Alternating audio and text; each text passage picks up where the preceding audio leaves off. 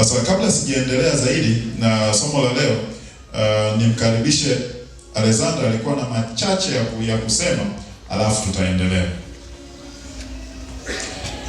Nitajitahidi kutafsiri kwa kadri nitakavyoweza. Kuna mmoja naweza nikatumia hapa.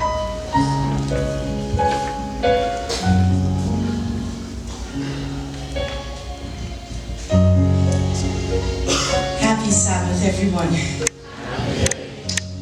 I apologize for not being able to speak Swahili. Mtanisamehe kwa kutoweza kuongea Kiswahili. But I'm learning. Lakini najifunza. And maybe next time I come back I'll be able to say a few sentences. Baadaye nikirudi nitaweza kusema maneno machache. I'm very privileged to have a few minutes just to share some thoughts with you. Ninajisikia mwenye bahati sana kupata dakika chache za kusema maneno machache. When I was asked if I would like to say something, nilipoulizwa kama nataka kusema kitu, nikafikiri, well, what can I say to these students? Niseme nini kwa wanafunzi hawa? And in less than 1 minute it hit me. Na imenichukua si zaidi ya dakika moja. And my thought is that I'm very impressed. Na nachotaka kusema ni kwamba I'm very impressed. Every time. Kila wakati. Every time I come here I see so many youth. Kila nikija hapa naona vijana wengi. In the church on a Sabbath day. Kanisani siku ya Sabato. Where I come from. Ninapotokea. I come from the Netherlands, by the way, so in Europe. Natokea Ulaya, nchi ya Uholanzi. The whole entire congregation, including the youth, is not this much people. Kanisa zima ukijumuisha vijana na kila mtu halifikii idadi hii. And so I want to encourage you, each and every one of you, ninataka kuwatia moyo kila mmoja wenu to continue to fight the good fight, kuendelea kupigana vita vizuri for the cause of Christ, kwa ajili ya Yesu Kristo. Ellen White writes that Satan will be even more busy in the last chapters of this world, trying to steal that which belongs to God. Roho ya unabii inatuambia siku za mwisho Shetani atashughulika zaidi kuchukua kile ambacho ni cha Mungu. I want to encourage you to continue to come here not as a ritual. Nataka kuwatia moyo muendelee kuja hapa si kama tamaduni, but with the purpose of continuing to allow the Holy Spirit to change our characters and prepare us to be a part of a heavenly kingdom. Lakini kwa makusudi ya kumruhusu Roho Mtakatifu aendelee kubadilisha tabia zetu, akituandaa kwa ufalme wa Mungu. Let's remember that Jesus gave everything for us. Tukumbuke kwamba Yesu ametoa vyote kwa ajili yetu. Let's give, with the help of the Holy Spirit, everything we have for him. Tutoe kila kitu kwa uwezo wa Roho Mtakatifu kwake yeye. Because it's an honor to be called a son or a daughter of the Most High God. Kwa sababu ni heshima kuitwa mwana au binti wa Mungu. May God bless each and every one of you and your families. Mungu awabariki kila mmoja wenu na familia zenu. And as you leave this university one day when you graduate, na mtakapoondoka katika chuo hiki, mtakapo graduate, and you embark on a life that is filled with responsibilities, na mtakapoingia kwenye maisha ambayo yamejazwa na majukumu, remember that your purpose is not to become worldly rich. Kumbuka kusudi lenu sio kuwa matajiri wa dunia hii, but your purpose is to be a light to this world. That is what your Creator has called you to be. Lakini lengo lenu ni kuwa, can you repeat it? Your purpose is not to be worldly rich, I say that, but to be a light unto this world. Lakini kuwa mwanga katika dunia hii. That is what your Creator has called you to be. Hicho ndicho Muumba wenu alichowaita. Put him first in everything that you do. Mwekeni kwanza katika kila kitu mnachofanya. And as the world changes, na kama dunia inavyobadilika, do not compromise your faith and your belief for nothing at all. Compromise ndio nini sasa? No compromising. Siweke mapatano ya compromise. Don't compromise your belief, your faith. Siweke mapatano mkauza imani yenu na dini yenu. Even if it causes that you will lose your life, that will be a good death. Na hata kama ikimaanisha kwamba mtapoteza maisha yenu, hicho kitakuwa kifo chema. God bless you all. Thank you. Mungu awabariki wote.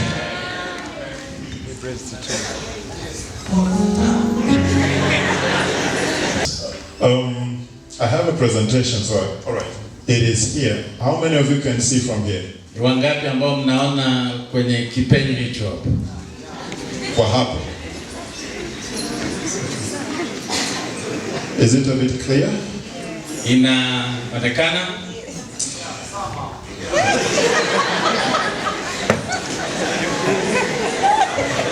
All right, the title of our sharing this afternoon.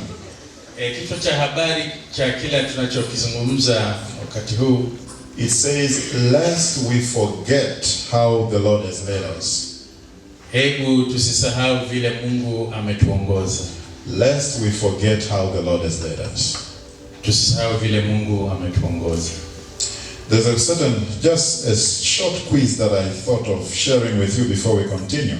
Kama kuna mtihani kidogo kabla hatujaendelea. It was just a small cartoon, but it's the question is, what is the difference between a crop and weed? Hicho na hicho tofauti yake ni nini? Yani zao na magugu. What's the difference between crop and weed? Anybody with a... Magugu na zao halisi ni nini tofauti yake? Magugu na ngano, we can say that. Magugu na ngano. What's the difference? Tofauti yake ni nini? Msifikirie sana. Yes. Kama kujaribu. Magugu ni majani ambayo hayatoi chakula. Alafu ngano ni majani ambayo yenyewe yatatoa product baadaye nzuri kwa ajili ya chakula. Okay. Amenisemea. Mmemsikia huko? Anasema magugu hayatoi chakula ila ngano inatoa chakula. In short. Anybody with any different answer? Yes. Mwingine mwenye jibu tofauti? I just add that a crop produces food, but a weed is somewhat dependent on the crop. Aha. He said something almost the same but slightly different. Amesema kama kitu kimoja japo kuna tofauti kidogo. That weed depends on the crop to survive. Magugu yanategemea ngano kuishi. But actually I have all the answers that have been given are correct. Majibu yote yaliyotolewa ni sahihi. But I have a different answer. Lakini analo jibu tofauti. It says here, so when you take weed and you stomp it. Aha. Ukichukua hiyo na bonyeza. You will find out unapata kwamba crops will die. Mazao yanakufa. So if you have crop and weed, ukiwa na mazao ukiwa na ngano na magugu, and you stomp on both of them, halafu unayabamiza yote, crops will die. Mazao yatakufa. But weeds are always willing to survive. Lakini magugu yanaendelea kuishi. It's very difficult to kill weed. Hiyo inakuwa ni ngumu kuyaua. Weeds always willing to survive. Kwa hiyo magugu yanaendelea kuishi. Let us open our Bibles in the book of Revelation 12 verse 17. Katika kitabu cha Ufunuo, Revelation 12 verse mtu mmoja atafute Ufunuo hapo atusomee. Revelation 12 verse 17, it says, and the dragon Ufunuo 12 na ule mstari. Maybe I will not need to read it if somebody could just be reading these verses in Swahili. Hebu soma kwenye Kiswahili. Soma. Joka akamkasirikia yule mwanamke. Ndio hapo ipo Ufunuo, tuko pamoja. Endelea. Joka akamkasirikia yule mwanamke. Akaenda zake afanye vita juu ya wazao wake waliosalia, wazishikao amri za Mungu na kuwa na ushuhuda wa Yesu. Naye akasimama juu ya mchanga wa bahari. Wazao wake waliosalia. And the dragon was wroth with the woman and went to make war with the remnant of her seed. The remnant. Kwa hiyo Shetani akaenda kufanya vita na waliosalia. The remnant. Masalio. That means, hiyo inamaanisha kwamba there are some who left.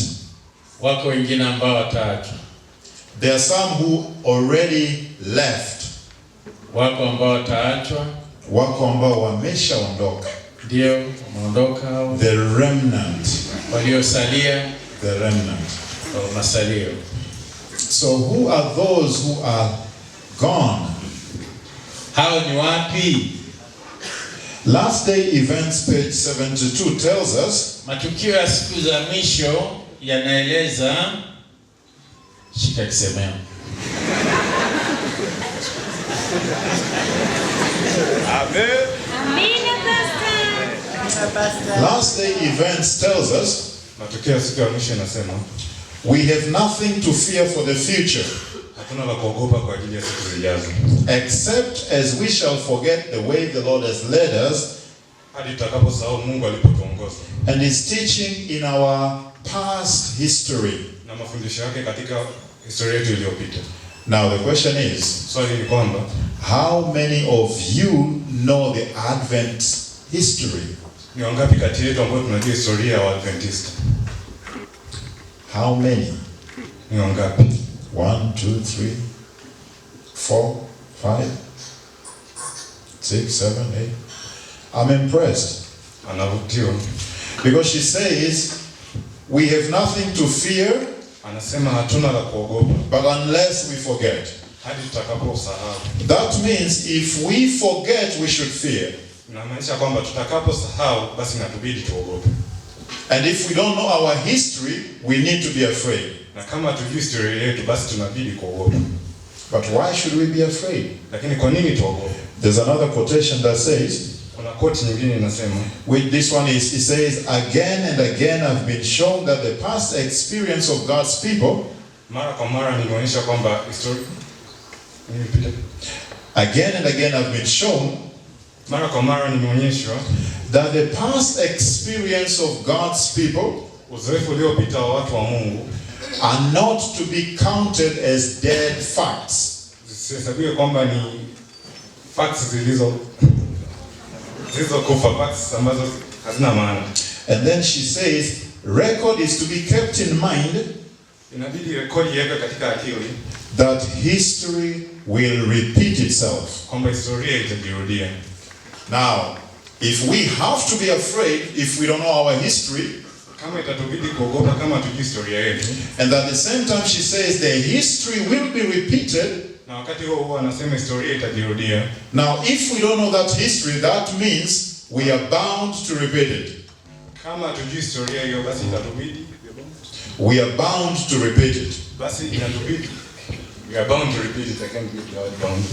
Yani kama tusipojua historia yetu, yani tutashurutishwa kuirudia kwa sababu hatuijui.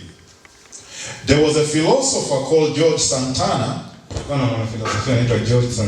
who said those who do not learn the lessons of history, they are bound to repeat it. Wale ambao hawatajifunza kutokana na matukio ya historia, basi itabidi kuirudia historia. Yeye mwanafilosofa aliposema usipojua historia yako au usipojua historia yenu utairudia. Yani usipojifunza kutokana na yale yaliyopita, utakanyaga hayo ambayo wenzio walifanya makosa. So lest we forget how the Lord has led us, so we shouldn't forget how the Lord has led the Adventist church. Hatutakiwi kusahau pale ambapo vile Mungu ameongoza kanisa la Waadventista Sabato. It was on Sunday 13th, 1858. Ilikuwa tarehe 13 Jumapili mwaka 1800. I'm going to share with you just a little bit of Adventist history. Tunaenda kushirikisha kidogo kuhusu historia ya Adventist. So that we learn the history and we don't repeat the history. Ili tujifunze historia ili isije kajirudia historia kwetu. It was on a Sunday, Ilikuwa ni Jumapili, 13th of March, tarehe 13 mwezi Machi 1858. mwaka 1858. Ellen White was in a funeral. Mama Ellen G. White alikuwa katika msiba. Now in that funeral something happened. Katika msiba kuna jambo lilitokea. Something happens that makes the funeral to stop for 2 hours, 2 good hours. Jambo lililotokea lifanye msiba ukasimama kwa masaa mawili. Now can you imagine everything is going on and then suddenly you just have to stop to wait? Why? Because Ellen White is getting a vision.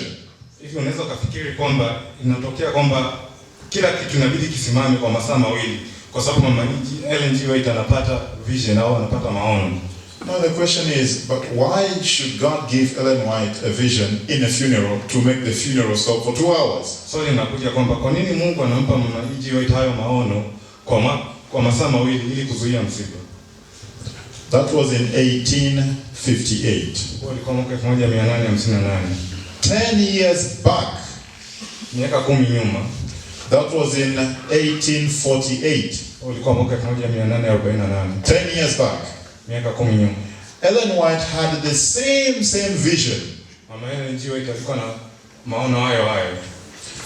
but not as full as now she gets the vision in 1858. Lakini sio kama katika uzuri kama alioona katika mwaka 1858. This time around something else happens. Katika mwaka huu jambo la tofauti lilitokea. In that vision she is shown Katika haya maono anaonyeshwa Adventist people traveling. Waadventista wakiwa wanasafiri. And as a result of that vision, Na katika kama matokeo ya hayo maono, she writes a book. Anaandika kitabu. And this book is called The Spiritual Gifts. Na hichi kitabu kinaitwa Karama za Kiroho. How many of you have that book?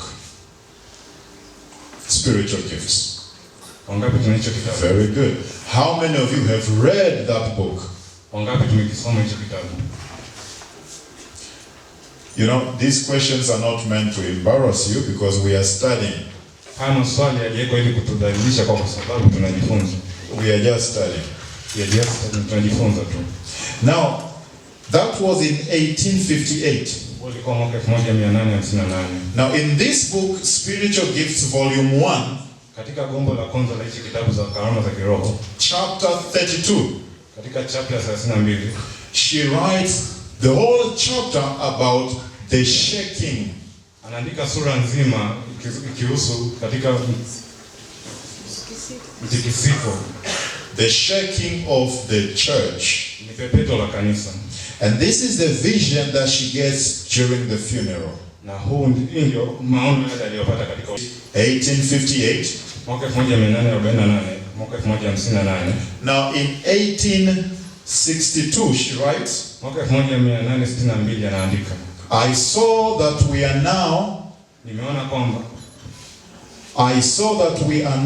in the shaking time.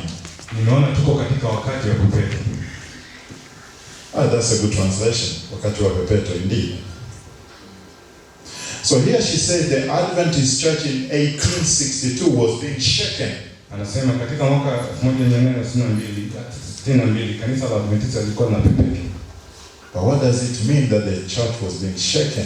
Inamaanisha nini kanisa lilikuwa kipepeto? The Bible, both Old Testament and the New Testament, has spoken a lot about the shaking. Biblia katika uzima wake katika Agano la Kale na Agano Jipya lote limeongelea katika kipindi cha pepeto. The book of Isaiah has spoken about the shaking. Isaiah 17. Kitabu cha Isaya sura ya 17 imezungumzia kuhusu pepeto. Ezekiel 38 has spoken about the shaking. Kitabu cha Ezekiel 38 kimezungumzia kuhusu pepeto. Revelation 6 has spoken about the shaking. Sura ya 6 imezungumzia pia kuhusu pepeto. Hebrew 12 has spoken about the shaking. Waebrania 12 pia imezungumzia kuhusu pepeto. Matthew 13 has spoken about the shaking, where Christ talks about the sheep and the goats. Pia katika kitabu cha Mathayo 13 Kristo anapozungumzia kondoo na mbuzi, The wheat and the tares. inazungumzia ngano na magugu. The good and the bad. Nzuri na baya. All this has been about the shaking. Yote haya yalikuwa yanazungumzia kuhusu pepeto. Now, why would this topic be very important? Kwa nini mada hii inakuwa muhimu? I want to go a bit quick. Anajaribu kwenda haraka kiasi. In 1850, she writes in early writing, she said the mighty shaking has commenced, has started. Mwaka 1850 katika kitabu cha maandiko ya awali anaandika kwamba pepeto limekwisha anza. And she says, and it will go on, and all will be shaken out. Inasema itaendelea na wote watatikiswa nje. Who are not willing to take a bold and unyielding stand for the truth and to sacrifice for God and His cause. Wale ambao waliamua kuchukua msimamo thabiti katika njia ya Mungu. So now we are in 2023. Na sasa tuko mwaka 2023. Ellen White said the mighty shaking had started in 1862. Mama Ellen White anaandika kwamba pepeto ilianza mwaka 1862. Where are we? Tuko hapa. That's what I want to share with you just a little bit. Hichi ndio tunaenda kushiriki katika muda mfupi. And then I will leave you alone. After tutaishia hapa. I will skip some of the files. Ataruka baadhi ya files. I will just go a bit quick. Tenda kwa haraka kiasi. When the church started, Kanisa linapoanza, when the Advent movement started, katika kipindi ambacho imani ya Waadventista imeanza, it has started with William Miller. How many of you have heard of William Miller? Wangapi wetu tumesikia kuhusu William Miller? In 1830s, right? Mwaka 1830. William Miller. That was not Seventh-day Adventists. Hakuwa Mwadventista msabato. That was Advent movement. Ilikuwa ni kipindi cha, I'm trying to find the right word for Advent. Yeah, ilikuwa ni kipindi cha marejeo. The Seventh-day Adventist church was not in existence then. Kanisa la Adventista sabato halikuwepo muda huo. So William Miller started preaching. William Miller anaanza kuhubiri. And that goes and you come to 1840s. Inaenda hadi mwaka 1840. When they thought Christ was coming in 1843 at first. Ambapo alifikiria Kristo atarudi mwaka 1843 kwa mara ya kwanza. And then later on they thought he was coming back in 1844. We know that, right? Na baadaye akaja kwamba akasema kwamba atarudi mwaka 1844 na ndio tunafahamu. When Christ didn't come, Kristo ambapo hakuja, the church went through what we call the great disappointment. Kanisa lilipitia kipindi ambapo kinaitwa kipindi cha simanzi kikubwa. But when the Advent movement started, not Seventh-day Adventist Church, when the Advent movement started, lakini movement hii ya marejeo ya Kristo ilipoanza, it started with roughly 500,000 members. Ilianza kwa idadi ya kukadiria kama watu 5,000 hivi. Now, during the shaking period, lakini katika kipindi cha pepeto, many left the church. Wengi waliacha imani. Many left what? Many left the movement. Wengi waliacha. I'm correcting myself. Many left the movement. Wengi waliacha ile movement ambayo walikuwa wanapigana. How many percent of members do you think remained? Unafikiri ni idadi gani ya watu waliobakia? Roughly, how much? In numbers, how much percentage do you think remained in church? Tunafikiri ni kadiria watu wangapi walibakia kwa idadi? After the shaking. Just mention any number. Just any number. How much? 5%. Right? 5%. 5. That means you are saying 95 left. Okay? All right? Any other number? Yes? 20%. 20% remained. That means 80% left. Okay? Any number? 99 left. 99 left. Okay? How much? 1%. 1%. Because you see that, right? Sasa, hii ni historia ambayo ni ngumu mno, ambayo kama tukielewa kama Waadventista wa Sabato inabidi tukae chini, tutulie na tulie, kwa sababu when this movement started, history tells us that only 1%, roughly 1% remained.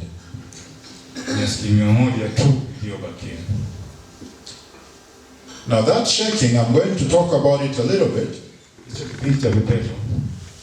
It was the alpha. How many of you have ever heard of alpha of apostasy? Alpha and omega of apostasy. It was in a period where there was also alpha of apostasy. Kanisa lilipopitia, how do we say apostasy? Uasi ulipoingia, watu wakavunjika mioyo, 1% ikabaki.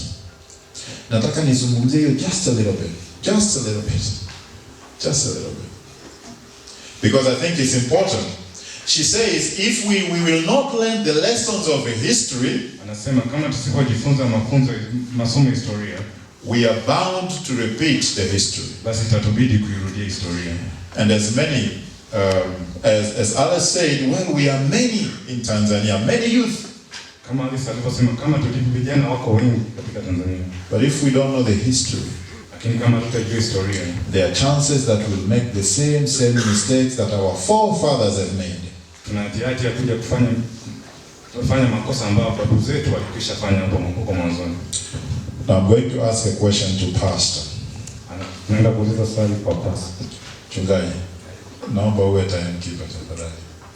Utanistua tu kama bado na dakika 10 ili nipunguze speed nimalizie.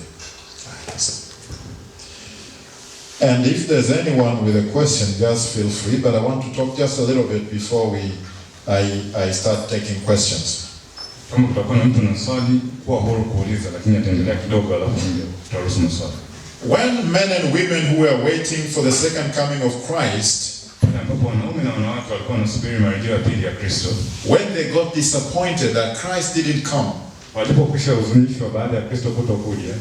there was a few group, there was just a small number that said, God never makes mistakes.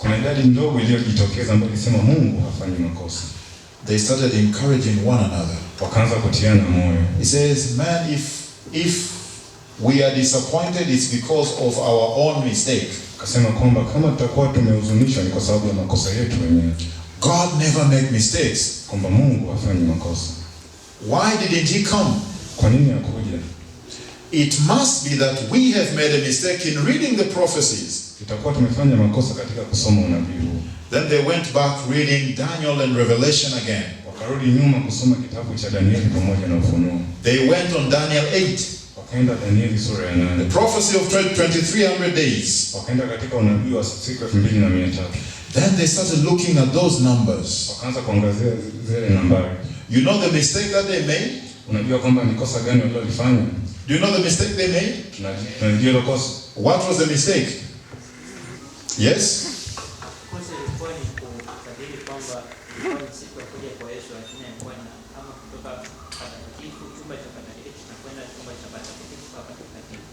All right. Anasema, actually, we know that, right? But the mistake they made was thinking that Christ was coming on earth, but Christ was moving from the holy place to the most holy place.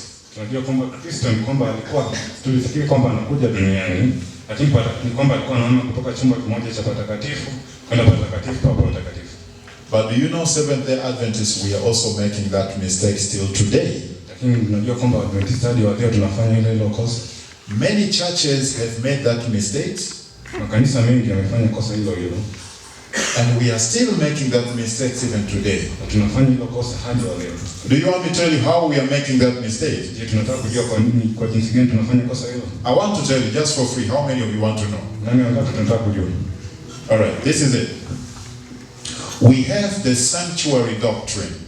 Tunayo mafundisho kuhusu hekalu. The book of Hebrews tells us, let us follow God into the most holies. Kitabu cha Ibrania kinatuambia kwamba tumfuate Mungu katika patakatifu pa patakatifu. But people are still making a mistake of not following God into the most holies. Lakini watu wanafanya kosa la kutomfuata Mungu katika patakatifu pa patakatifu. Presbyterians, Anglican, Roman Catholic and many other denominations, Presbyterian, Wakatoliki na madhehebu mbalimbali. Many other denominations, including some of us Adventists, not as a church but as members. Madhehebu mbalimbali ikiwemo nasi Waadventista, sio kama kanisa bali kama waumini mmoja mmoja. I want to make that clear. Nataka kulifanya hili liwe sawa sana. When we Seventh-day Adventists make that mistake, we are not making the mistake now as a church, but we are making it as members. Kama Waadventista tukifanya hili kosa, tufanyi kosa kama kanisa bali kama muumini mmoja mmoja. We have not followed Christ into the most holies. Hatujamfuata Kristo katika patakatifu pa patakatifu. We are left in the courtyard. In the courtyard. Tumeachwa katika nje ya patakatifu, katika uwanja. We have accepted the sacrifice of Christ. Tumekubali kafara ya Kristo. We have said, all right, he died for us 2,000 years ago. Tumekubali kwamba alikufa miaka 2000 iliyopita. We have accepted him as the lamb that takes away the sins of the world. Tumekubali kwamba ni mwana kondoo aliyechukua dhambi za ulimwengu. But we have not gone with him to the most holies. Lakini hatujaingia naye patakatifu pa patakatifu. Many other denominations make that mistake. Madhehebu yote yanafanya makosa hayo. Everybody says Christ died for me. Kila mtu anasema Kristo amekufa kwa ajili yangu. Everybody says that was the Son of God. Kila mtu anasema huyo ni alikuwa mwana wa Mungu. But they have not gone with him where he is now. Lakini walienda naye alipo sasa hivi. If everyone would follow Christ into the most holies, kama kila mtu angemfuata Kristo patakatifu patakatifu, we would have only one shepherd. Tungekuwa na mchungaji mmoja tu. With one fold. Ndani ya zizi moja. With one Lord, who is Jesus Christ. Bwana mmoja ambaye ndiye Yesu Kristo. So the mistake they made a while ago, kosa walilofanya muda kitambo, not realizing that Christ was going into the most holies, kutogundua kwamba Kristo alikuwa anaingia patakatifu patakatifu, is still being made today. Inafanya hadi wa leo. And that's why, ndio maana, when they realize that God didn't make a mistake, it is Advent movement members that made a mistake. Walipogundua kwamba sio Mungu aliyefanya kosa bali ni wale waliokuwa wanamfuata kama marejeo ndio waliofanya kosa. They started praying. Ndipo walipoanza kuomba. Repenting. Kutubu. Asking God for forgiveness. Kumwomba Mungu msamaha. And God revealed to them through brother L.R. Crozier. How many of you heard of him? Na Mungu akawafunulia kutoka katika kaka anaitwa L.R. Crozier. L.R. Crozier. How many of you heard of him? Wangapi tumemsikia? This was a brother that got a vision. Huyu ni kaka ambaye alipata maono. Seeing Christ in the most holy. Akimwona Kristo katika patakatifu patakatifu. Then they realized, all right, we made a mistake. Ndipo alipogundua kwamba sisi ndio tuliofanya kosa. And he went and he told other brethren. Akawaambia ndugu wengine. And he said, I've been shown. Akasema nimeonyeshwa. His name was brother Owen Crozier. Jina lake ni Owen Crozier. Sasa mkiulizwa ni ujumbe nani alipewa ujumbe wa patakatifu? When you asked who was given the vision of the most holy place. Anaitwa brother Owen Crozier. He was called brother Owen Crozier. Hebu tuseme wote yes. Owen nani? Owen Crozier. As they were walking in the field, kama walipokuwa wanatembea katika uwanja, in the morning, asubuhi, God opened the heavens. Mungu alifungua mbingu. Brother Crozier akamuona Yesu akiwa anahudumu patakatifu pa patakatifu. Brother Crozier saw Christ serving in the most holy place. Walikuwa ni brother Owen Crozier. He was brother Owen Crozier. Na brother Hiram Edson. And brother Hiram Edson. Walikuwa Bwana mwingine ambaye jina limetoka kidogo, ambaye alikuwa ni daktari. There was another brother, he has forgotten his name, but he was a doctor. Mungu alivyowaonesha kuhusu hiyo vision ya Yesu patakatifu, When God made him saw the vision of the most holy place, wakaenda wakawaambia wengine wote. they went and tell other brethren. Wakapeana nguvu tena. They insisted and gave other support. Wakasema tulifanya makosa, hatukusoma unabii vizuri. That we made a mistake and we did not read the prophecy properly. Kanisa hili, this church, likapewa ujumbe wa patakatifu. We were given the message of the most holy place.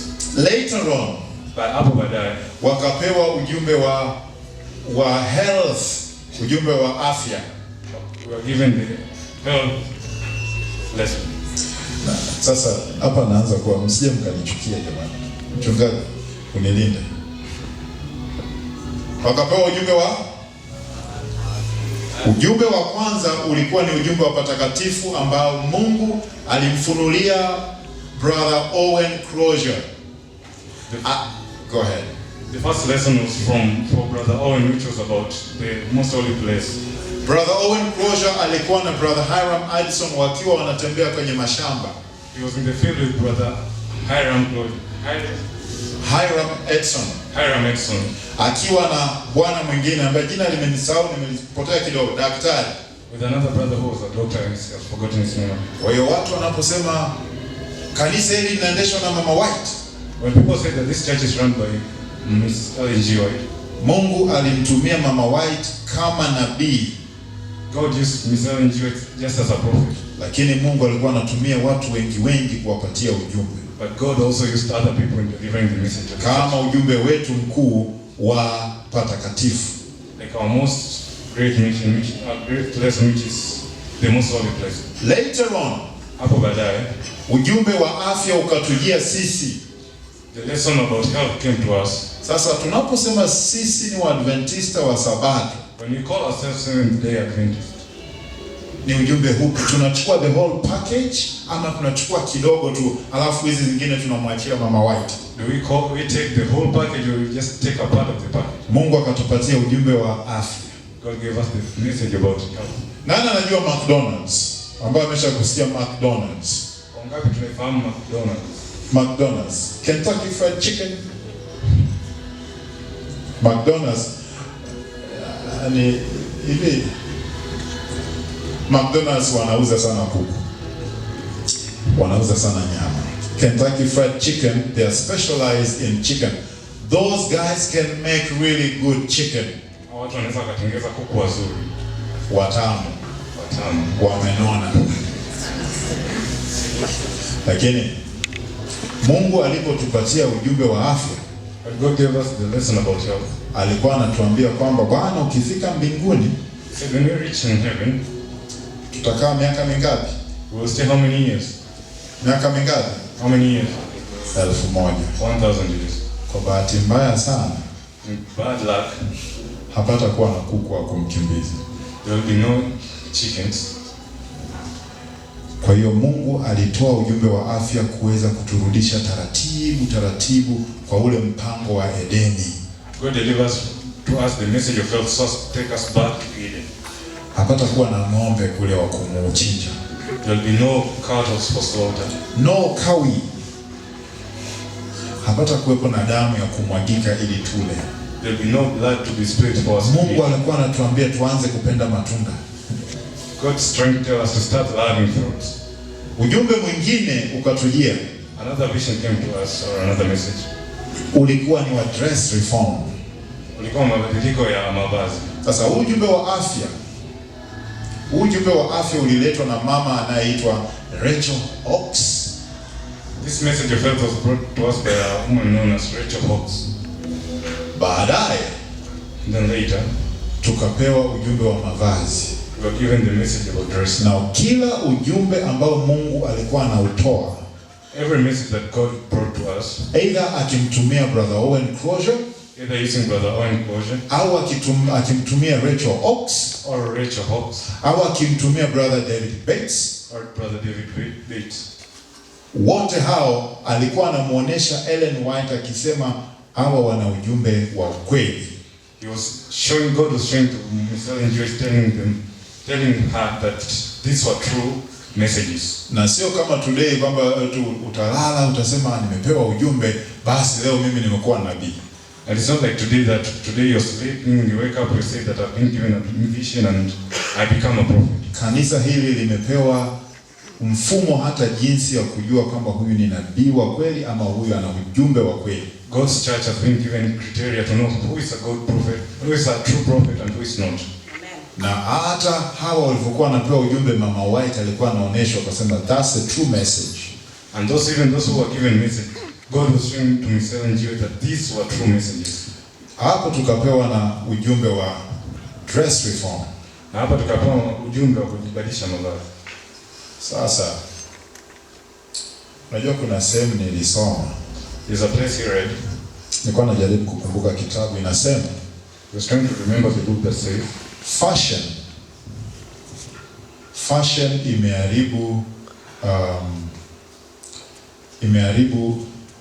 imeharibu imani za wengi. It says that fashion has destroyed the faith of many. Fashion, yani unavyoona tiki masera hivi vitu. As you see, it's something that you can consider a joke. Fashion, mavazi yameharibu imani za wakina nani? Wengi. Fashion has destroyed the faith of many. There is deep spirituality that is intertwined in what we dress. It's what we put on. Kuna mambo mengi ya kiroho ambayo yanahusianisha na mavazi yetu tunayoyavaa. When Adam and Eve fell in sin, the first thing they made is they ran and they went and put on miniskirts. Adam na Eva walipoanguka dhambini, kitu cha kwanza walichokifanya ni kwamba walienda wakatafuta jinsi ya kujifunika. Dress. Mavazi. Many have sacrificed their faith on the altar of dress. Kuna wengi wameiacha imani kwa ajili ya mavazi tu. And you may not know it. Na huenda tujui. What is the root cause of sin is pride. Jambo kuu ambalo linasababisha kutenda dhambi ni kujiinua. Pride is the root cause of sin. Jambo kuu linalosababisha kutenda dhambi ni kujiinua. That's how Satan fell. Ndivyo shetani alipoanguka. Now dress, fashion, mavazi plays a huge role inachukua sehemu kubwa in making people proud. Katika kujiinua kwa watu. You just try. Wewe jaribu. Ukipata pesa kidogo nenda kanunue suti nzuri. When you get money, just go and buy a very good suit. Alafu jisikie unavyojisikia ukivaa hiyo suti na siku nyingine usipoivaa. And just feel the way you feel when you dress that suit and the days that you don't dress. Yaani siku utataka wakuite hapa mimbarani utoe hata somo la nchi za mbali. You want to come on and even deliver a message from the far continent. Ndio hiyo kwa ni uongo. That's true, eh? The first thing that happened when Adam and Eve fell in sin is to look for dress. Jambo la kwanza Adamu na Eva walipoanguka ni kwamba walienda kutafuta mavazi. So we were given the health reform, but also we were given what we call investigative judgment message. Lakini pia tulipewa ujumbe wa hukumu ya upelelezi. Now in investigative judgment we have two things. Katika hukumu ya upelelezi kuna mambo mawili. We have judgment, investigative judgment for the living and for the dead. Tuna hukumu ya upelelezi kwa walio hai na walio kufa. The message that we have as a Kanisa is we know that the judgment for the living will come, but we don't know when. Tunajua kwamba hukumu ya wanaoishi itakuja, lakini hatujui ni lini. We don't know when. Hatujui ni lini. But we know the judgment for the dead has been going on. Lakini tunajua kwamba hukumu ya walio kufa inaendelea. And God is calling each and every one of us to be awake. Na Mungu anatuita kila mmoja wetu tuamke. Yaani tujue. We know. Kitu ambacho hatujapewa na hatujui. Something that we have not been given and we don't know. Hukumu ya walio hai itaanza lini? That the judgment of those who are alive will start when. Chungaji, najua ni vizuri sana it's appealing kama tusimame tuseme ujumbe wa walio hai umeanza leo. Kwa sababu unawafanya watu wakae vizuri, si ndio? Mtu sasa aanze kuogopa hii. Lakini nasema kwamba wakae chonjo. Wakae chonjo. Lakini ujumbe, an investigative judgment for the dead has been going on. Hiyo inaendelea, ya walio hai hatujui. Those who are alive, we don't know when our investigative judgment will start. Hatujaambiwa hiyo. We are not told. Anytime it may start. Inaweza ikaanza wakati wowote. But nobody will know. Lakini hamna mtu yeyote atakayefahamu. Tunachokijua, what we know, ni kwamba kuna probation period ambayo itakuja kupita. Is a probation period that will come to pass. And that is connected with Sunday law. Na inahusianishwa na sheria ya siku ya Jumapili. And when that has taken place, na hii itakapochukua nafasi, kila mtu atabaki kwenye kundi aliyochagua. You remain in the fold that you have chosen. Kitu ambacho kipo ni kwamba tabia huwa hazibadiliki kwenye misukosuko. The only thing that we should know is that our manners, our habits, and our behaviors will not change during the shaking. Character does not change in crisis. Tabia ibadiliki katika misukosuko. Yaani nikupe mfano. Take this for an example. Nikitoka hapa nikiwa natembea kwa afu baskeli kanigonga. When I'm from here and I'm walking, suddenly a bicycle knocks me down. Alafu ukasikia ghafla nikatoa matusi mdomoni. And after there I just spit out abusive. Alafu ukajiuliza, hivi si ndio jamaa kwa amesimama pale mimbarani? And you ask yourself, was this the person who was standing at the pulpit? Yaani unajua kilichotokea? You know what happened? Ni kwamba sio kwamba yule aliyenigonga kwenye baskeli ndiye amefanya tabia yangu imebadilika. It's not the person who knocked me with the bicycle that made my habit to change or my character. Kilichotokea, what happened? Ni kwamba ile crisis imekuja ku reveal who I am. That crisis came to reveal who I am. Yaani tabia zetu hazibadiliki kwenye misukosuko. Our character doesn't change during tough times. Crisis just comes to reveal who you are. Crisis na ndio inakuja kuonyesha uhalisia wetu. Na ndio maana tunaambiwa we have now the time to build our characters. Maana tunaambiwa tunao wakati wa kujenga tabia zetu. Wengine wanafuata sasa, Pope Francis yuko wapi? Alama ya Jumapili inaenda lini? Yaani hata Biblia inasema they follow the beast wherever he goes. Lakini kama tabia zetu hazijengwi sasa, ina maana Jumapili itakapotangazwa, hiyo crisis hiyo itakuja tu ku reveal who we are. When our characters are not built now, when the Sunday law is coming to be implemented, it will just come to reveal who we really are. In 1845, katika mwaka 1845, Ellen White akaoneshwa kwenye vision. Ellen G. White was shown in a vision kwamba Brother Owen Crozier aliyepewa ule ujumbe wa patakatifu alikuwa na ujumbe wa kweli. That Brother Owen Crozier, who was given the vision of the most holy place, had a true vision. Hebu fikiria. Just think.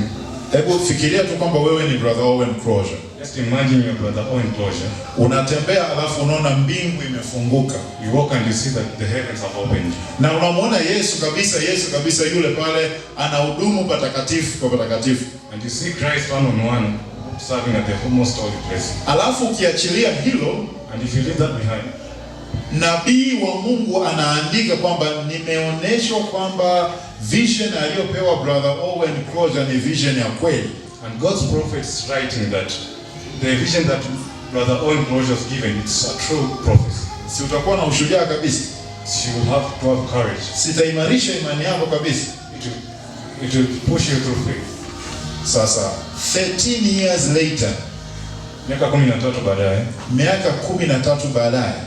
13 years later, Brother Owen Crozier anaachana na kanisa la Waadventista wa Sabato. Brother Owen Crozier leaves the church of Seventh-day Adventists. Anakana yale yote aliyosema. He just rejects all that he has said. Msisahau nilichosema tunakiongelea. Do not forget what we are talking about. We are talking about the shaking of the church. Mtikisiko. Nazungumzia pepeto la kanisa. Bwana Owen Crozier ambaye amepewa vision, amemuona Yesu mwenyewe kwa macho yake.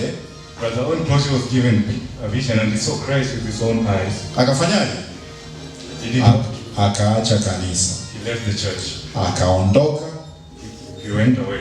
Na mpaka leo, and today, imebakia tu kwenye vitabu vya historia ya kanisa kwamba huyu bwana aliyepewa ujumbe huu aliacha.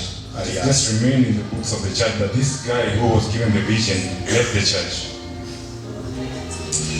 Aligeuka, hakurudi tena. He turned away and he never looked back. Akaenda akajoin kanisa lingine lilokuwa linatunza siku ya Jumapili. He went and joined another church which was keeping the Sunday as a holiday.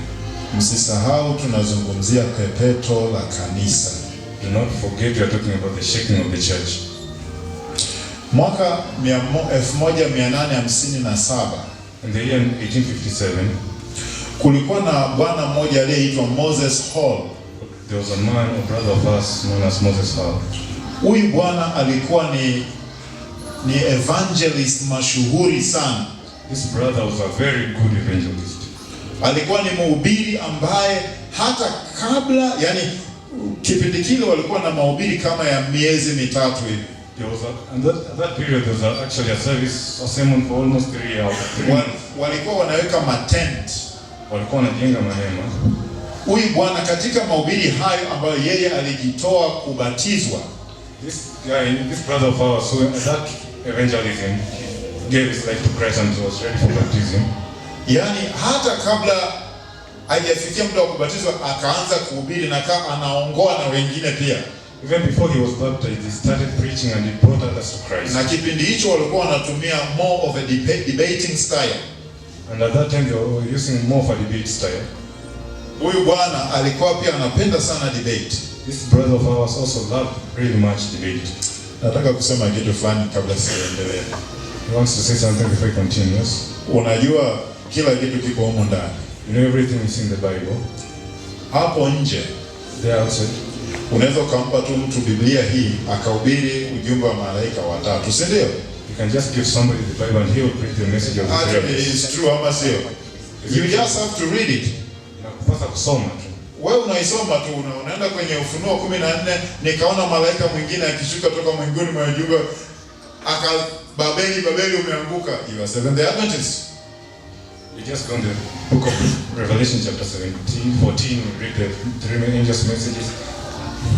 You just go to Exodus 20.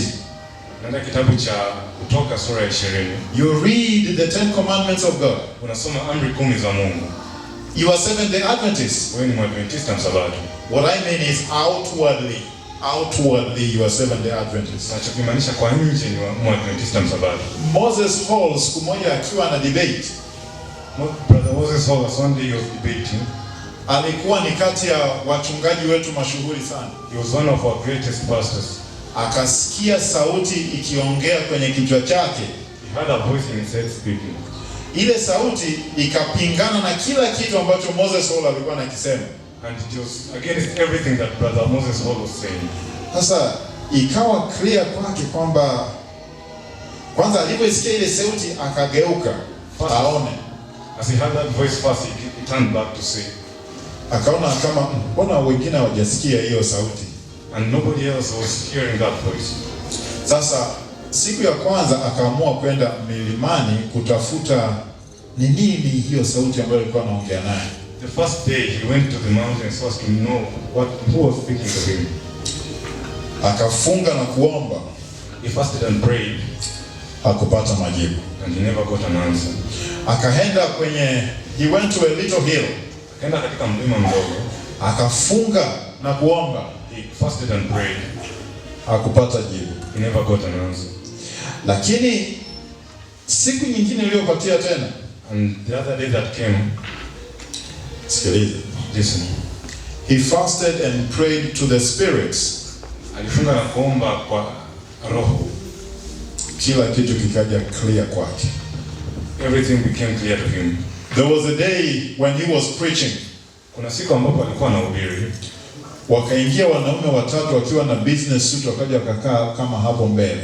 And they entered 3 men who were wearing business suits and sat on the front row. Ellen White alikuwa kwenye audience. And Miss Ellen G. White was part of the audience. Ellen alivyowaona wale wanaume akagundua kwamba wale walikuwa ni spiritualists. Now, Miss Ellen G. White, when he saw those 3 guys, he knew that they were spiritualists. Ellen White akamuonya Brother Moses Hall, akamwambia usiende kubishana na hao. And Miss Ellen G. White warned Brother Moses that he should not go and debate with those guys. Lakini unajua sisi Waadventista tuna kiburi kile cha neno. Tunajua vizuri. And as well as, you know, we Seventh-day Adventists have that pride of the word. We know it. That we know the word.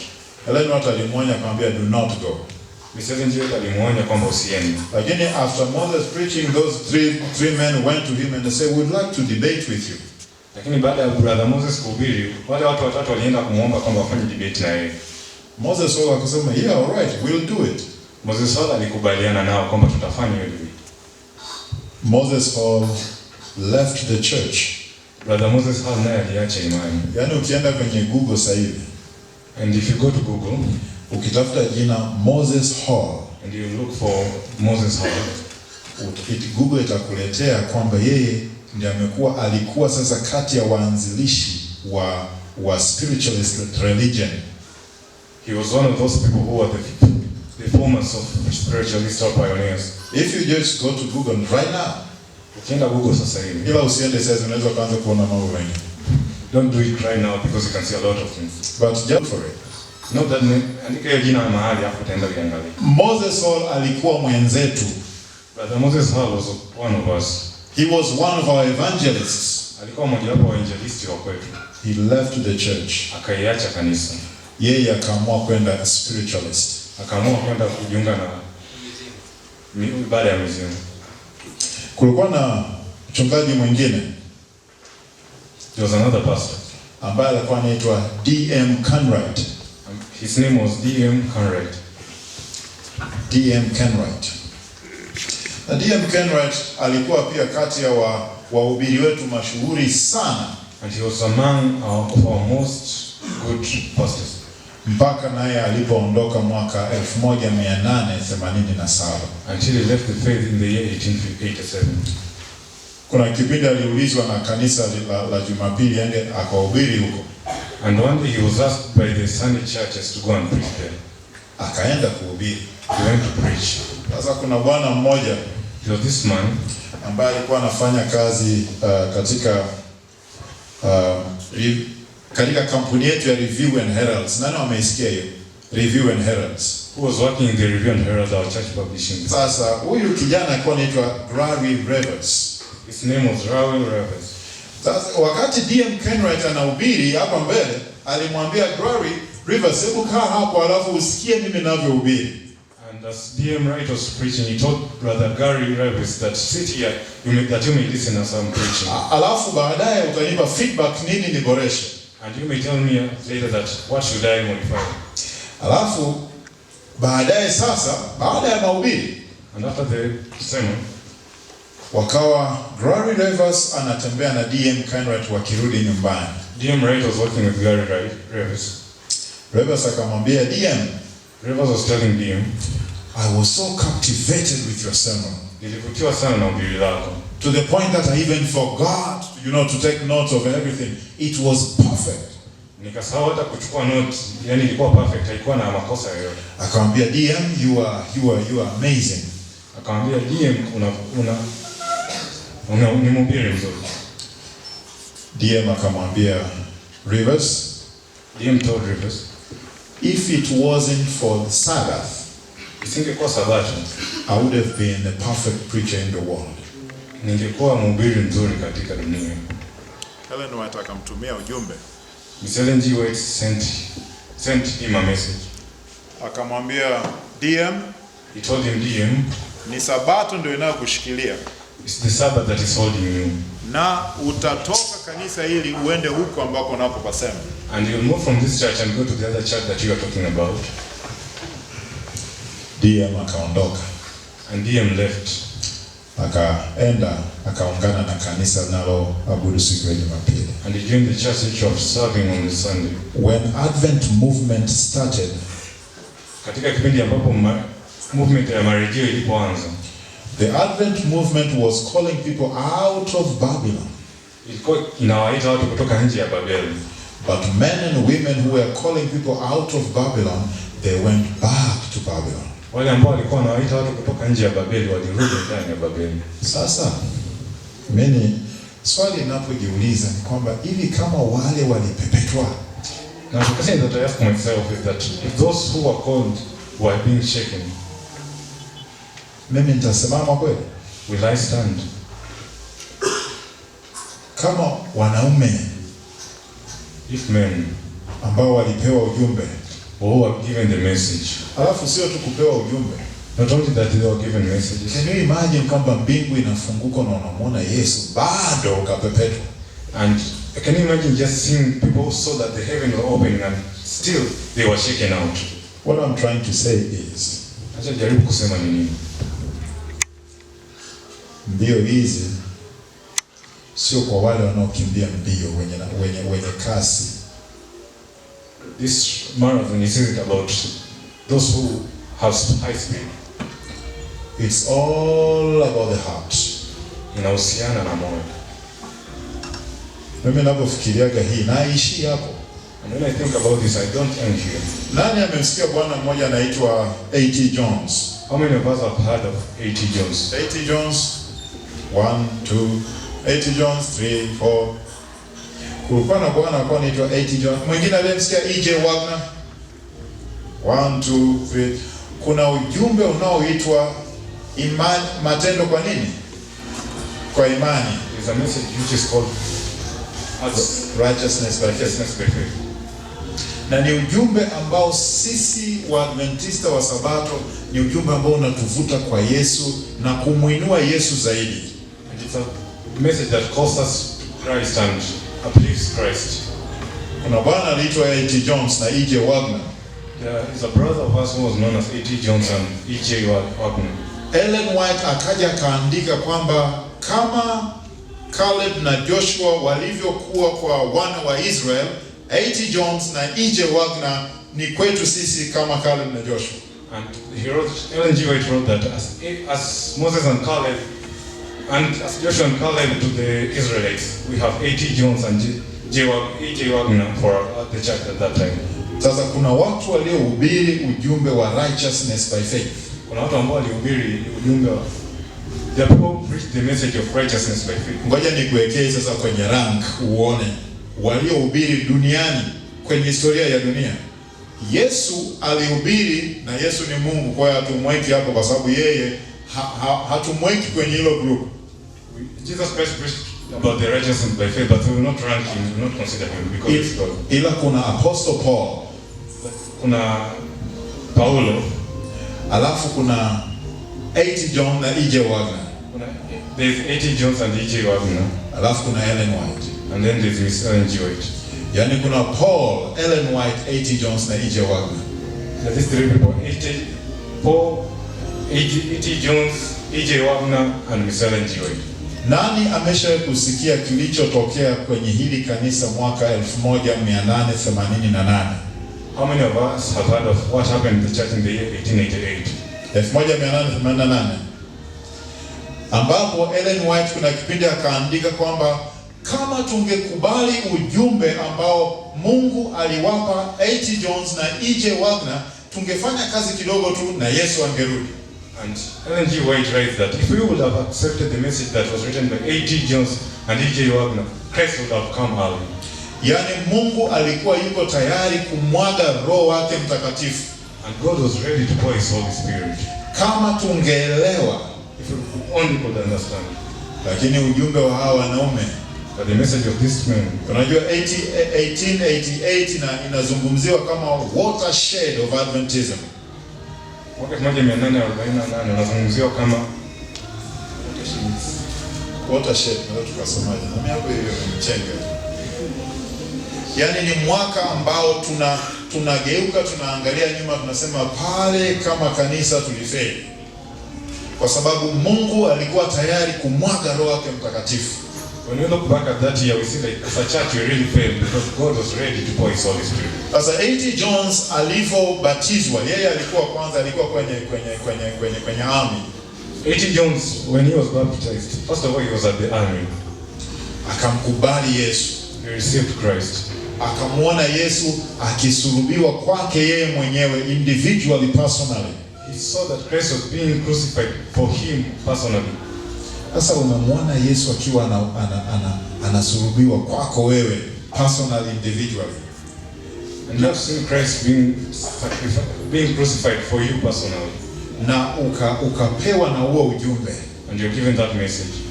A.T. Jones aliacha kanisa. And A.T. Jones also left the church. Akaondoka. And he left. Na akakana yote aliyofundisha. And he rejected all that he had been teaching. E.J. Wagner. Naye akaja. And he also came. Yeye alipokuwa anabatizwa akitoka majini naye akapewa vision.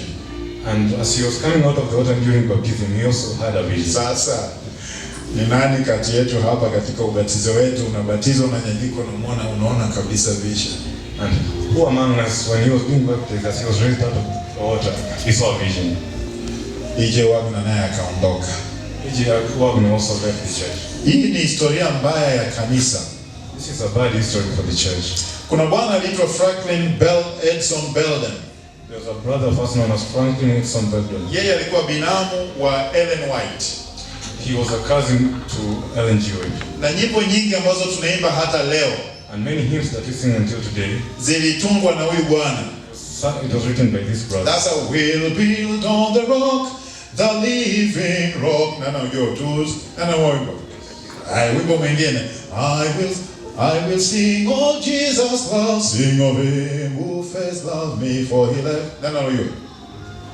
Wimbo mwingine, let every lamp be burning brighter. Na unajua. Wimbo mwingine, look upon Jesus, sinless is he, not I but Christ. Si mimi Kristo, ndio? Na nyimbo nyingi ambazo tunaziimba leo. Composed a lot of songs. Oh, there be joy when the work is done. Na nyimbo wengine, the coming King is at the door, the judgment has said, the books have, we don't know the how. Na nyingi ziliandikwa na huyu binamu wa Ellen White. Were written by this cousin of Ellen G. Nyingi. Yaani ukienda tu kwenye kile kitabu cha nyimbo, angalia tu mtunzi tuangalie. Franklin Edson Belden. Franklin Edson Belden.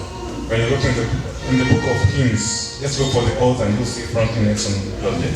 Akaja naye akakana imani. And he also left the church. Akaondoka.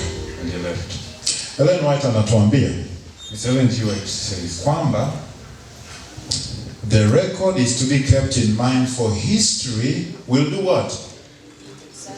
Will repeat itself. Kwa inabidi iwekwe katika akili kwa kuwa historia itajirudia. Sasa now I want to go very fast because I've been given 13 minutes. Zimebakia dakika 13, so ataenda kwa haraka. It says in Testimonies for the Church, volume 5, page 81, it said, the time is not far distant when the test will come to every soul. Muda sio mwingi ambapo kila jaribu litakuja kwa kila roho binafsi, kila. The mark of the beast will be urged upon us. Alama ya mnyama itakuwa inaharakishwa juu yetu. Many a star that we have admired for its brilliancy will then go out into darkness. Wale ambao tulikuwa tunawaadmire na kuwachukulia kama mifano watapotea. Sasa Timotheo wa kwanza 4 fungu la kwanza nasema, Timotheo wa kwanza 4 fungu la kwanza linasema, now the Spirit, let me just read it in Swahili. Anasema Timotheo wa kwanza 4 fungu la kwanza anasema, basi Roho anena waziwazi ya kwamba nyakati za mwisho wengine watajitenga na imani, wakisikiliza roho zidanganyazo na mafundisho ya shetani. Roho zidanganyazo na mafundisho ya nani? Ya shetani. Sasa in English it says seducing spirits.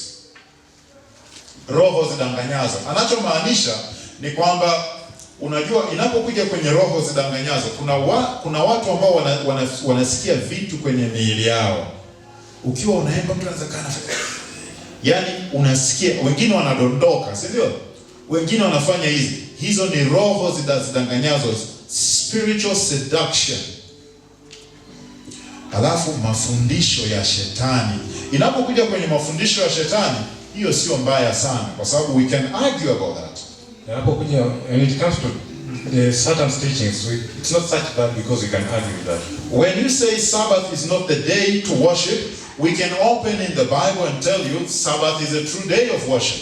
Watakaposema kwamba Sabato sio siku ya kuabudu, basi sisi tunaweza tukawafungulia maandiko na tukamwambia kwamba Sabato ni siku ya kuabudu. Lakini inapokuja kwenye hizi roho zidanganyazo, but when it comes to these seducing spirits, we have a problem. Tunakuwa na tatizo. Kuna kipindi niliandikwa kuhubiri kwenye makambi nchi fulani. There's a time that he was invited to preach in a certain country during the camp meetings. And there was a lady that kuna mwanamke ambaye alitakiwa kutafsiri nilichokuwa naongea kwenda kwenye lugha ya Kijerumani, mwingine aongee lugha nyingine. And there was a woman who was to become a translator to translate into German and another for another language. That's 5 minutes before I go to the pulpit.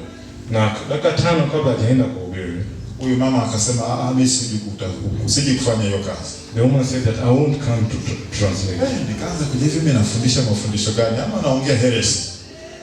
And then he asked himself, what am I teaching? Am I teaching heresy? Mfuatilie mama na hiyo mimi nimekosa nini? Mbona utakutafsiri wewe? And he followed the woman and asked, why don't you want to translate? Nikaja kuelewa kwamba yeye haamini kwamba Roho Mtakatifu ni Mungu. And he came to understand that the woman did not believe that the Holy Spirit was God. Akaniambia kwamba and every time tunapoongelea ili somo nasikia kitu kwenye tumbo langu. And he told him that every time that they were talking about this topic, he felt like something in the stomach. Sasa inapokuja kwenye roho zidanganyazo ni ngumu. When it comes to seducing spirits, it's kind of difficult. Lakini inapokuja kwenye mafundisho ya shetani, tutaenda Biblia tutakwambia. When it comes to certain teachings, we can actually refer to the Bible. Sasa Biblia inatuambia nyakati za mwisho shetani anaenda kutumia hizi njia hizi mbili. Anakuja na mafundisho ya uongo. And during the end times, we are told that the Bible tells us that it comes with Satan will come in 2 ways. Like with seducing spirits and doctrines of devils. Akiona hiyo haifanyi kazi sana, anakuletea kitu mwilini. And if he sees that it doesn't work, will come with something on your body. Na hiyo anasema many shall depart from the faith. Historia ya Waadventista wa Sabato ambapo kanisa lilipepetwa. The history of the church as the church was shaken. Mama White anasema hiyo ilikuwa ni alpha. Unajua alpha na omega. The 7G says that was alpha. Na alpha ni ndogo kuliko omega, si ndio? And as we know, alpha is small compared to omega. Kwa hiyo ile historia ambayo wanaume wakatoka kanisani, anasema ni alpha. And when we see that this history which great men were shaken out of the church, she just calls it alpha. Na anapoangalia mbele anasema omega inakuja kwetu sisi. And when she looks forward, she says that omega is coming to us. Na anaandika kwamba omega itakuwa ya kutisha. And she writes omega will be something scary. Ndugu zangu, brethren, tuchukulie hiki kitu serious. Let's consider this serious.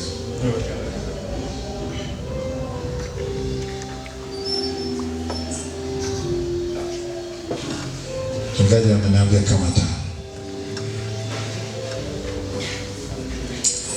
nataka nimalizie kidogo.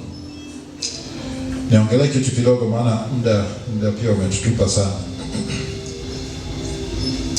Kuna bwana mmoja aliitwa John Harvey Kellogg. There was one man known as John Harvey Kellogg. Nani amesha kusikia jina? John Harvey Kellogg. Huyu bwana aliandika kitabu kimoja kinaitwa Living Temple. He wrote a book known as The Living Temple. John Harvey Kellogg alikuwa ni daktari mwenye talanta sana. He was a talented doctor. Kwenye hichi kitabu, in this book, wakati anaanza kuandika hiki kitabu, Mama White alionyeshwa vision kwamba hicho kitabu kisiandikwe. As he was beginning to write this book, Miss Ellen G. White was shown a vision that this book should not be written. Lakini viongozi wakasema wakaendelea mbele kuandika hicho kitabu. But the leaders told him to continue writing the book. Kwa mwaka mmoja, in 1 year, Review and Herald ilichoma moto. The Review and Herald publishing house was burned. Kwa sababu Review and Herald ndio ilikuwa inaenda kupublish hicho kitabu. Because the Review and Herald publishing house was the one who was going to publish the book. Yaani ni kana kwamba Mungu alikuwa anaandamana. As if God was rioting. Kwamba hicho kitabu kisiandikwe. That book should not be written. Lakini wakakiandika. But they wrote it down. Na sio tu Review and Herald iliunguzwa moto. Not only that Review and Herald was burnt down. Battle Creek Sanitarium nayo ikaunguzwa moto na Mungu. Also the Battle Creek Sanitarium was burnt down by God. Alafu Mama White anaandika, anasema kwenye hicho kitabu hicho ambacho Mungu aliprotest kisiandikwe, and Mr. Ellen G. White writes that in that book which God protested not to be written, kuna vitu ambavyo vinaweka hii alpha of apostasy. there's something that forms this alpha of apostasy. Alafu anasema omega of apostasy. Nao sasa tuangalie historia ya kanisa kilichotokea, tujue kwamba omega inakujaje. And now we should look back to the history of the church of the alpha of apostasy, so that we may know omega of apostasy, how will it come. Kuna kipindi Mama White alipokuwa na protest na wakamtoa Marekani wakampeleka Australia ili wakamfiche huko, lakini hata alipokuwa huko akawa anaandika, tunasema hicho kitabu kisiandikwe. And there was a time when Miss Ellen G. White was protesting too much. She was taken out of America to Australia, but still she continued writing that book should not be written. Nataka tu nimepewa dakika 5. Mchungaji, ukiona naendelea sana wewe simama tu, nitajua nimepitiliza. Hebu nenda kidogo nenda kidogo. Paka nitakwambia uache. Nenda